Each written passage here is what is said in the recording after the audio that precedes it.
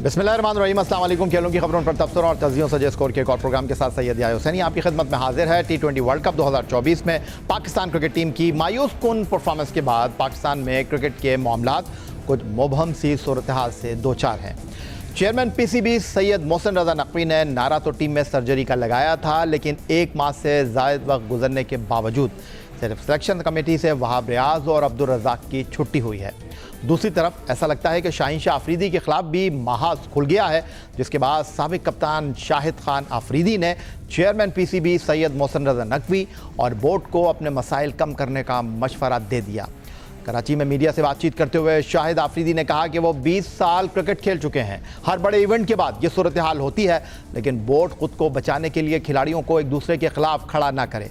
साबिक कप्तान शाहिद खान आफरीदी ने सैयद मोहसिन रजा नकवी को मशवरा दिया कि वो मुल्क के दो बड़े ओहदों वज़ीर दाखिला और क्रिकेट बोर्ड के सरबराह के तौर पर काम कर रहे हैं, उन्हें उनमें से एक का इंतखाब करना चाहिए। पाकिस्तान क्रिकेट बोर्ड ने पहली मरतबा वाइट और रेड बॉल क्रिकेट टीम के दो अलहदा कोच तैनात किए हैं। जनूबी अफ्रीका से ताल्लुक़ रखने वाले गैरी कॉस्टन ने T20 वर्ल्ड कप 2024 से कबल अपनी जिम्मेदारियां संभाली हैं, मगर शाहिद आफरीदी गैरी कॉस्टन को सीनियर टीम के कोच के तौर पर बेहतर इंतखाब नहीं समझ रहे। शाहिद आफरीदी ने कहा कि गैरी कॉस्टन को सीनियर टीम के बजाय ग्रास रूट लेवल पर कोचिंग देनी चाहिए, क्योंकि इस सतह पर नौजवान क्रिकेटर्स को कोचिंग की ज़रूरत होती है। अच्छे वालिदैन होंगे तो अच्छे बच्चे होंगे। बात यह है कि अच्छे टीचर्स होंगे तो अच्छे स्टूडेंट्स होंगे। हमारा ग्रास रूट लेवल पे जितना फोकस होना चाहिए उतना नहीं है। हमें गैरी क्रिस्टन की ज़रूरत पाकिस्तान टीम के लिए नहीं है, हमें गैरी क्रिस्टन जैसे लोगों की ज़रूरत ग्रास रूट लेवल पे है। अंडर 16, अंडर 19 लेवल पे उनकी ज़रूरत है, ताकि उन बच्चों का माइंड सेट वहीं से चेंज होना शुरू हो जाए। वो टिपिकली जो क्रिकेट हम खेलते थे या जिस तरह स्टार्ट करते थे, अब उस माइंड सेट से हट के हमें क्रिकेट खेलनी है। और ये जो बच्चे हैं यहाँ पे जो हमारे पास प्रोफेशनल कोचेज़ हैं, उमर रशीद है, वो ज़ाहिर बात है कि PCB के साथ काफ़ी अरसे रहा है वो बंदा, तो इसलिए मैं चाह रहा था कि अच्छे कोचेज़ यहाँ पे इस लेवल पे कोचेज़ों की ज़रूरत है, ताकि हमारे बच्चों का माइंड सेट डिफरेंट तरीके से सोचे। साबिक कप्तान शाहिद खान आफरीदी पाकिस्तान क्रिकेट टीम के test pace bowler Shaheen Shah Afridi के सुसर हैं, और जब भी वो शाहीन आफरीदी के मुतालिक कोई बयान देते हैं तो उन पर तनकीद होती है। शाहिद आफरीदी ने कहा कि उनके बयानात से शाहीन शाह आफरीदी पर फ़र्क पड़ता है और लोग मनफी बातें करते हैं, इसलिए उन्होंने ज़्यादा बोलना छोड़ दिया है। वो शाहीन शाह आफरीदी की तारीफ़ कम और डांटते ज़्यादा हैं। दफ़ा भी मैंने पिछले दिनों में यही देख रहा था, क्योंकि मैं पूरी चीज़ों का एनालिस्ट करके एंड देन फिर आप उसके बाद बात करते हैं, क्रिकेट को सामने रखते हैं, कप्तानी को सामने रखते हैं, परफॉर्मेंसेस को सामने रख के मैं बात करता हूँ। और मेरे ख्याल में अगर शाहीन की तारीफ़ मेरे ख्याल में मुझे आप लोगों ने कम करते हुए सुना होगा, हाँ, डांटते हुए उड़ाते हुए बहुत दफ़ा आप लोगों ने मुझे सुना होगा। तो बात यह है कि मेरे लिए हर लड़का पाकिस्तान टीम का मेरे लिए बराबर है। इस मुल्क के बेटे हैं, इस मुल्क के बच्चे हैं हमारे, वो अच्छा खेलते हैं, हमें खुशी होती है, हमें इज्जत के साथ हम रोडों पे बाहर की दुनिया में चल रहे होते हैं, अल्हम्दुलिल्लाह। बात यह है कहने की कि और कुछ अरसे से देखा है मैंने कि जब भी मैं कोई ऐसी बात करता हूँ तो वो थोड़ा लोग ये समझते हैं, उसको नेगेटिव ले जाते हैं, तो मैंने इस हवाले से बात करने के लिए। पाकिस्तान क्रिकेट में क्या चल रहा है? साबिक टेस्ट कप्तान शाहिद आफरीदी की पाकिस्तान क्रिकेट बोर्ड के सरबराह पर तनकीद, पाकिस्तान क्रिकेट बोर्ड की वर्ल्ड कप 2024 के बाद सर्जरी की बातचीत और पाकिस्तान क्रिकेट में सिलेक्शन और सेंट्रल कॉन्ट्रैक्ट के मामलात पर गुफ्तगू करने के लिए आज हमारे साथ स्टूडियो में मौजूद हैं test off spinner Tauseef Ahmed, और वीडियो लिंक पर हमारे साथ मौजूद हैं सीनियर सहाफ़ी रोज़नामा जंग कराची के क्रिकेट कॉरेस्पॉन्डेंट अब्दुल माजिद भट्टी और सीनियर सहाफ़ी और एक्सप्रेस न्यूज़ पर स्पोर्ट्स पेज के मेज़बान मिर्ज़ा इकबाल बेग साहब। गुफ्तगू की शुरुआत करेंगे एक ब्रेक के बाद।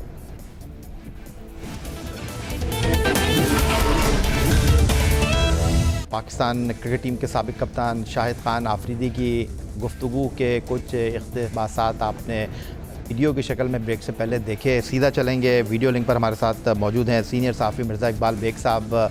मिर्ज़ा इकबाल बेग साहब, शाहिद आफरीदी काफ़ी नाराज़ दिखाई दे रहे हैं, और जब से शाहीन शाह आफरीदी को कप्तानी से हटाया और फिर उसके बाद जब सर्जरी की गुफ्तगू हुई और शाहीन शाह आफरीदी के डिसिप्लिन के मामलात को ज़बान ज़द आम किया गया, रिपोर्ट्स लीक की गई, तो शाहिद आफरीदी की जो तोपों का रुख है पहले क्रिकेट बोर्ड और अब बराह रास्त चेयरमैन PCB की तरफ हो गया है। बहुत बहुत शुक्रिया याह्या। मुझे लगता है कि 4 अक्टूबर 1996 को जो नेहरूवी जिमखाना ग्राउंड कीनिया में शाहिद आफरीदी ने जो 37 गेंदों पर तेज तरीन सेंचुरी बनाई थी। लगता है कल उसका रिप्ले उन्होंने शो किया है, जिस तरीके से उन्होंने स्ट्रोक्स खेले और दबाव में लाने की कोशिश की है चेयरमैन पीसीबी को, क्योंकि क्रिकेट के मामला अब हाथ से निकलते जा रहे हैं, संभलने का नाम नहीं ले रहे। और उन्होंने बिल्कुल सही निशानदेही की कि जो एडवाइजर हैं, अब आप अंदाजा लगाएं कि बिलाल अफजल साहब का क्रिकेट से क्या ताल्लुक, और उनको चेयरमैन का एडवाइजर बना दिया गया है क्रिकेट का। तो मामला निकलते जा रहे हैं और शाहिद आफरीदी ने शायद इसलिए भी अपनी जारहाना बैटिंग के अंदाज को अपनाया है कि एक हल्का पाकिस्तान क्रिकेट बोर्ड का एक शोबा जो है उसने शायद बाबर आजम की वो रिपोर्ट लीक की कि जिसमें शाहीन शाह अफरीदी पर इल्जाम आयद किए गए कि उन्होंने अपना ग्रुप बना लिया था, और फिर कुछ ऐसे सहाफी जिनके जरिए ये खबरें चलवाई गई कि शाहीन शाह अफरीदी पर 1 साल की पाबंदी आयद की जा रही है इंडिसिप्लिन के हवाले से। आप देखें बाबर आजम खामोश है, वो कुछ नहीं बोल रहे। मोहम्मद रिजवान ने चेयरमैन की तारीफ में पेशावर प्रेस क्लब में जमीन आसमान के कलाबे मिला दिए। तो लगता यह है कि नजला शाहीन शाह अफरीदी पर गिराने की कोशिश की जा रही है, और इसीलिए कल उन्होंने भी जबान खोली। उन्होंने कहा कि मैं दस्तयाब हूं बांग्लादेश के खिलाफ टेस्ट सीरीज के लिए। तो मामला मेरी नजर में अब हाथ से निकलते जा रहे हैं पीसीबी के चेयरमैन के, और उन्हें जानिब भरपूर तवज्जो देना होगी। तौसीफ अहमद साहब, आजकल आप बड़े मसरूफ़ दिखाई दे रहे हैं और आपने चश्मा भी लगा लिया है और बड़े आप कागजात लेकर आज आए हैं। मुझे नहीं पता कि कौन सी रिपोर्ट्स आपके पास हैं, बट मैं ये जानना चाहता हूँ कि क्या चल रहा है क्रिकेट बोर्ड में। हम तो इंतज़ार कर रहे थे सर्जरी का सर्जरी तो हुई नहीं, लेकिन बयानात आना शुरू हो गए। यही देखें, सबसे पहले तो एक चीज़ तो माननी पड़ेगी कि हुकूमत से ज़्यादा जो है ना, ये क्रिकेट जो है ना, ये बड़ा मुश्किल काम है, यूँ कि इससे ज़्यादा पावरफुल आदमी आ नहीं सकता। और उसके बाद हमने देखा कि जो हालात चल रहे हैं और आगे आने वाले हालात को भी आपको पता ही होगा। आप ये कह रहे हैं कि बिजली के बिल से ज़्यादा मसला क्रिकेट बोर्ड है? क्रिकेट बोर्ड है, बिल्कुल है। और चलो शुक्र है हम लोग बात करते हैं, यानी हमारे जैसे 80 की दहाई के लोग बात करते हैं तो शायद इतना उस पर जोर नहीं, लेकिन अभी जो करंट लोग बात कर रहे हैं ये वही बातें कर रहे हैं जो हम भी यही बातें करते हैं। हम तो कहते हैं 80 की दहाई की क्रिकेट नहीं है तो सिकंदर बख्श नाराज हो जाते हैं। आप तो नहीं, मैं उसमें नहीं बात कर रहा, मैं वैसे एक बात कर रहा हूँ। ये तो प्लेयर भी समझते हैं ना, जो हम सिलेक्शन कमेटी में होते हैं, हमें लोगों की बॉडी लैंग्वेज से पता चल जाता है कि शायद उनको ये नहीं पता कि वो तो कुछ खेले ही नहीं है जो हम खेले हैं। अभी उस पर जाएंगे तो हम बहुत कुछ वो होगा, जाहिर है। तो कहने का मतलब ये है कि ये आज की कहानी नहीं है, ये बहुत पुरानी कहानी है जो आज शाहिद आफरीदी की भी ज़बानी आप सुन रहे हैं, और इससे पहले भी होते रहे हैं, और हमें बहुत कुछ पता है ये कहानी कब से शुरू हुई और क्यों इस पे हाथ नहीं डाला गया। बोर्ड से निकलने के बाद लोग कहते हैं जी ऐसी बात ये नहीं है। आप जो है ना, आप अपने बारे में कह रहे हैं, कोड ऑफ कॉन्डक्ट में होते हैं जब तो आप बात नहीं कर सकते। लेकिन आप एक आफरीदी ने बात की कि जी वो क्रिश्चियन की बात की, जी वो उसको जूनियर में होना चाहिए। यहाँ तो हमारे बड़े प्लेयर भी ऊपर ही रहना चाहते हैं, वो भी नीचे नहीं आना चाहते। हमारी तरह 10-12 साल में हमने 50 की गर्मी से ज़्यादा जा के जूनियर्स में देखा और किया। वो ये सब नहीं कर सकते, उनके बस का काम नहीं है। वो बस ठंडे जगह पे बैठ के और सारे काम ऊपर लेवल पे और बड़ी तनख्वाहें लेके, हम तो सिलेक्शन कमेटी में होके भी एडवाइज़र से कम सैलरी ले रहे थे। ये अनोखा बात फिर आगे चली जाएगी। मेरा कहने का मतलब ये है, देखें इसका मतलब है ये पुरानी कहानी है, और ये कहानी कब की है? सरफराज के ज़माने की कहानी है ये। और अभी एक न्यूज़ अभी हम सुन रहे हैं कि एक साहब और आ रहे हैं उसमें, तो मुझे सोचने पे मजबूर हो गया क्या बनेगा सरफराज तेरा। तो अल्लाह करे अच्छा ही हो सारा।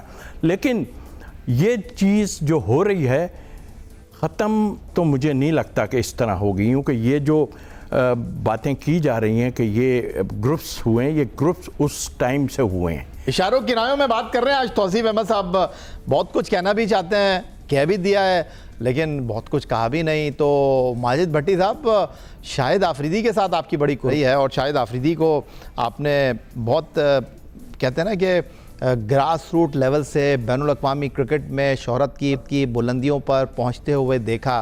तो जानना ये चाहूँगा कि ये शाहिद आफरीदी की नाराज़गी शाहीन शाह अफरीदी की बाबत है, या उनकी जो गुफ्तगू है वो क्रिकेट के मामलात को बेहतर करने के हवाले से है? देखिए, शाहिद आफरीदी, इसमें तो यही कोई शक नहीं है कि सच्ची और खरी बात करते हैं, लेकिन इस वक्त वो जिस पैराए में बात कर रहे हैं कुछ तो हकायक है, लेकिन वो थोड़ा बहुत शाहीन आफरीदी का भी केस लड़ रहे हैं, क्योंकि जो मेरे तक इत्तलात मिली है कि मुख्तलिफ लोगों ने जो T20 वर्ल्ड कप की रिपोर्ट सबमिट की है, 3 वायलेशंस शाहीन शाह अफरीदी की उसमें बताई गई हैं। अब ये कहाँ तक सच है, एक तो मोहम्मद यूसुफ के साथ उनकी हेडिंगले लीड्स में जो झड़प हुई वो तो खैर तस्दीक हो गई कि बाद में शाहीन ने माफी तलाफी करके मामला टीम मैनेजमेंट ने रफा दफा कर दिया। 2 और वायलेशंस हैं। मैंने पिछले दिनों, अब आपको एक इनसाइड स्टोरी बताऊं, मैंने पिछले दिनों 5-6 दिन पहले मोहसिन नकवी साहब को टेक्स्ट मैसेज किया। मैंने कहा साहब, मैंने किसी का नाम नहीं लिया, मैंने कहा जिन लोगों ने डिसिप्लिन तोड़ा है और काफी लोगों के नाम आ रहे हैं T20 वर्ल्ड कप के दौरान, तो उनका क्या फ्यूचर है। तो उन्होंने मुझे, जिस तरह वो मुख्तसर गुफ्तगू करते हैं, तो मैसेज का जवाब ही 3 अल्फाज में था। उन्होंने कहा कि कमेटी विल डिसाइड। अब मैं शशोपंज में पड़ गया कि भाई कौन सी कमेटी है जो डिसिप्लिन के मामलात को डिसाइड करेगी। तो फिर मैंने उनके एक और करीबी साथी हैं, उनसे पूछा कि भाई चेयरमैन साहब कह रहे हैं कि कमेटी फैसला करेगी जिन्होंने डिसिप्लिन तोड़ा है, तो उनका फ्यूचर क्या है। उन्होंने कहा कि डिसिप्लिनरी कमेटी। तो मैंने कहा भाई ये कमेटी कब बनी। उन्होंने कहा कुछ कमेटियां रिसेंटली बनी है, लेकिन हैरानकुन तौर पर आज तक कोई भी कमेटी नोटिफाई नहीं हुई। भाई अगर आपने किसी खिलाड़ी के खिलाफ कोई इंक्वायरी करवानी है या केस देना है, पहले कमेटी तो अनाउंस करें ना कि कौन सी कमेटी जो है उसका फैसला करेगी। फिर अकेले शाहीन शाह अफरीदी पर जिम्मेदारी डालकर बाकी 14 खिलाड़ियों को क्लीन चिट दे देना, ये भी मेरे ख्याल में इंसाफ नहीं है। देखिए, क्रिकेट को आगे जाना चाहिए, प्लेयर्स भी बच्चों की तरह होते हैं। अगर किसी ने डिसिप्लिन तोड़ा है, माजी में भी बड़े बड़े वाकयात हुए, प्लेयर्स को बिठाकर पीसीबी ने डांट डपट की और वार्न करके छोड़ दिया। लेकिन अगर एक खिलाड़ी को स्केपगोट बनाकर लटका दिया गया, या जो एक मखसूस कैंपेन चल रही है कि शाहीन पर 1 साल की पाबंदी लगेगी, तो मेरे ख्याल में फिर मामला ज्यादा गड़बड़ होंगे। लेकिन ये मामला देखिए, तौसीफ भाई आज इन्होंने एक ऑस्ट्रेलिया में बहुत ही डिफेंसिव इनिंग्स खेली थी और टेस्ट मैच ड्रॉ कर दिया था। आज वो वाली इनिंग्स खेल रहे हैं, बहुत ही मोहतात अंदाज में गुफ्तगू कर रहे हैं, जो हमें भी समझने में मुश्किल हो रही है। देखिए, अगर किसी ने डिसिप्लिन तोड़ा है तो फिर तो अक्रॉस द बोर्ड फैसला करने की जरूरत है ना। तो एक आदमी तो जिम्मेदार नहीं है। वहाब रियाज को तो चले आपने यहाँ से छुट्टी कर दी, फिर मालदीव भेज दिया। मालदीव तो आपको पता है कि टूरिस्ट प्लेस है, लोग तो ख्वाहिश रखते हैं कि मालदीव जाएं। तो मतलब किसी को कहीं से निकाला जा रहा है। बिलाल आसिफ साहब अभी कुछ दिन पहले बिलाल अफजल साहब सिलेक्टर थे, अब वो वो एडवाइजर बन गए चेयरमैन के। तो मेरे ख्याल में पाकिस्तान क्रिकेट को दुरुस्त अंदाज में चलना चाहिए। अब वकार यूनुस का भी नाम चल रहा है कि वकार यूनुस को भी अहम जिम्मेदारी सौंपी जा रही है। तो भाई एक आदमी ने 5 इनिंग्स ऑलरेडी पाकिस्तान की तरफ से खेल चुके हैं, तो अब वो दोबारा आ भी गए तो क्या काम करेंगे। मेरे ख्याल में नए चेहरों को लाना चाहिए। जिस तरह थोड़ी देर पहले मैं पढ़ा था कि मार्कोस ट्रेस्कोथिक जो है वो इंग्लैंड के व्हाइट बॉल कोच बनने जा रहे हैं। तो अब लोग नए लोगों को ला रहे हैं जिनके नए आइडियाज से उनकी क्रिकेट उठे। अब हम पुराने लोगों को अगर बार बार बारियां देंगे तो फिर तो पाकिस्तान क्रिकेट का अल्लाह ही हाफिज है। हम तो गए, इसका मतलब ये आप ये कहना चाह रहे हैं भट्टी साहब। एक बात जरूर कहूँगा भट्टी साहब, एक चीज़ मैं आपको बताऊँ। देखिए, डिसिप्लिन का जहाँ तक ताल्लुक़ है, मुझे अच्छी तरह याद है 88 में जब वेस्ट इंडीज़ का टूर हुआ था, आई थिंक 88 था, उस वक्त मैंने सिर्फ जब वापस आया, आने के बाद मैंने सिर्फ एक रिपोर्टर को, यार के खाने में बड़ी मुश्किलात हो रही थी, तो ये सिर्फ इतने अल्फाज थे और मुझे एक फैक्स आ गया था घर पे, टेलीग्राम उस टाइम में आता था कि जी आपने ये किस तरह बात कर दी। तो अब आप ये देख लें कि उस टाइम में सिर्फ वो भी जूम आने में ही था ना, उसमें था ही कुछ नहीं कि हाँ जी खाने का प्रॉब्लम है, मैं वहाँ हो रहा था। तौसीफ अहमद साहब बात कर रहे हैं कुछ 36 साल पुरानी, मौजूदा क्रिकेट बोर्ड की तरफ से भी आपको एक ख़त मिल चुका है। जी हाँ, मिलते हैं, खत तो मिलते रहते हैं, लेकिन देखें बात ये नहीं है, बात मेरी हिस्ट्री या मुझे जो लोग जानते हैं वो जानते हैं। मैं ये जो है ना लेगी लपटी नहीं रखता, बड़े आराम से काम करते। ये भी जो बातें मैं कर रहा हूँ इसलिए नहीं कर रहा कि मैं कोई जॉब के लिए कर रहा हूँ, जो पर्सनल मेरे साथ होता है ना, मैं उसके लिए ज़रूर बात करता हूँ, जिसके लिए भी जो भी मुझे कहता है मैं पर्सनल, नहीं तो अब तक तो मेरे पास लेटर जमा हो जाते हैं। अगर मैं दूसरे लोगों की तरह बात करूं कि वो जिस तरह बात करते हैं तो शायद लेटर पे, लेकिन ये भी एक मखसूस लोगों को मिलती हैं चीज़ें। हम अपने काम से काम रखते हैं, जब हमें दिया जाता है बोर्ड में कोई ओहदा हम उसमें करते हैं। हाँ, इनसाइड काफ़ी चीज़ें होती हैं, लेकिन जाहिर है हर आदमी ऐसा नहीं होता कि जैसे उनको चहीता बना के लौट फेर के उसको लेके आते हैं। तो मेरा तो अपना ये है, अगर बोर्ड को ज़रूरत है, हमेशा कहता हूँ मैं, लेकिन ऑनेस्टी से, मैंने कभी कुछ नहीं किया। काफ़ी लड़ाइयाँ मेरी काफ़ी लोगों से हुई, बुरा भी लोगों ने माना, लेकिन मैंने कभी इस चीज़ को वो नहीं किया। आप अंदाज़ा कर लें कि माजिद भट्टी साहब की जो तोपों का रुख था वो तौसीफ अहमद की तरफ था और उन्होंने अपने डिफेंस में जो दलाइल दिए वो आपने मुलाहिजा किए। मिर्ज़ा इकबाल बेग साहब, आपका एक बड़ा मशहूर जुमला है कि ज़बान क़ल्ब को नक़ारा खुदा जानो, तो क्या मैं ये कह सकता हूँ, आप ये भी कहते हैं कि नवश्ता दीवार, तो क्या नवश्ता दीवार पढ़ लिया शाहिद आफरीदी ने और वो खुलकर जो है अब शाहीन आफरीदी को डिफेंड कर रहे हैं?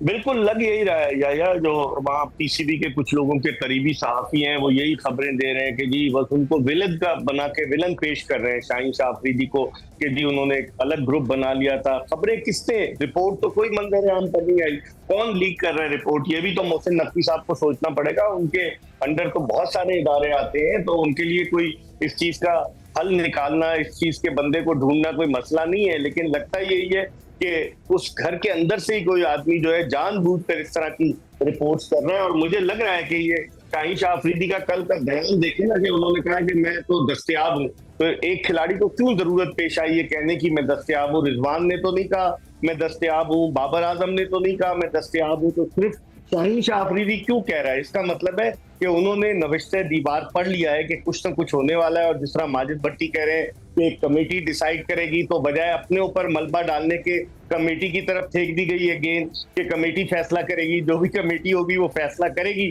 तो डेफिनेटली मुझे लग रहा है कि कुछ न कुछ गड़बड़ हो रही है और ये मामला वहां से खराब हुए। या आपको याद होगा जब काकुल में पाकिस्तानी क्रिकेट टीम का एक ट्रेनिंग कैंप था पाकिस्तान आर्मी के ज़रिए तमाम, तो उस कैंप के दौरान ही बाबर आजम को जब वो मिले चेयरमैन साहब से, तो उन्हें कप्तान बना दिया गया और फिर एक जो है वो ट्वीट कर दिया गया शाहीन शाह आफरीदी की जानिब से कि उन्होंने बाबर आजम को खुश आमदीद कहा है और उन्होंने कहा है कि उनकी कप्तानी में मैं बहुत आला किस्म की कारकर्दगी पेश करने की कोशिश करूंगा। बाद में पता ही चला कि शाहीन शाह आफरीदी तो सो रहे थे और उन्होंने पीसीबी से इंटरनली एहतजाज किया और उस वक्त की डायरेक्टर मीडिया जो थी आलिया रशीद, उन पर वो मलबा इन्होंने गिराने की कोशिश की कि जी आपने क्यों नहीं कंट्रोल किया। तो इसका मतलब है मामला वहीं से खराब है। जब शाहीन शाह आफरीदी ने ये कहा कि मैंने तो ये नहीं कहा, तो कहीं ना कहीं तोप का रुख जो है वो किसी की और की तरफ नहीं है, वो शाहीन शाह आफरीदी की तरफ है। अब देखें ये ऊंट किस करवट बैठता है, ये ऊंट किस करवट बैठता है। तो माजिद भट्टी साहब, कोई अफाम व तफहीम का रास्ता निकल रहा है, या जिस तरह माजिद भट्टी साहब आप बात कर रहे हैं या मिर्ज़ा इकबाल बेग बात कर रहे हैं क्रिकेट बोर्ड के सरबराह के मुशीरों की, या ये गुत्थियां जो हैं वो उलझती जा रही हैं क्योंकि शाहीन आफरीदी के हवाले से आगे आने वाले दिन बड़े अहमियत के हामिल हैं? देखिए या अब बहुत ज़्यादा टाइम रहा नहीं। जैसन गैलेस्पी कल वहाँ से फारिग हो गए, डार्विन से 5 दिन की छुट्टियों पे गए, 6 तारीख को वो वापस आ रहे हैं। मेरा ख्याल 7-8 को जब टेस्ट टीम अनाउंस होगी तो उस वक्त पता चल जाएगा कि बिल्ली थैले से बाहर आ जाएगी कि क्या है उसमें कहानी। लेकिन अगर शाहीन शाह आफरीदी अकेले को लटकाया गया तो मेरे ख्याल में ये भी फिर एक अलग पिंडोरास बॉक्स क्रिकेट बोर्ड खोल देगा, क्योंकि शाहिद आफरीदी का आपको पता है कि एक अपना सर्किल है, मीडिया में भी उनके बहुत सारे चाहने वाले हैं। शाहिद आफरीदी के चाहने वाले भी बहुत हैं और मीडिया में भी उनके बहुत ज्यादा दोस्त हैं, जिनमें आप भी हैं, मिर्जा इकबाल बेग भी हैं, हमें भी उनके दोस्तों में शुमार किया जाता है। अच्छा हुआ भट्टी साहब आपने वजाहत कर दी, वरना मिर्जा इकबाल बेग और मैं आपसे सवाल करने वाले थे।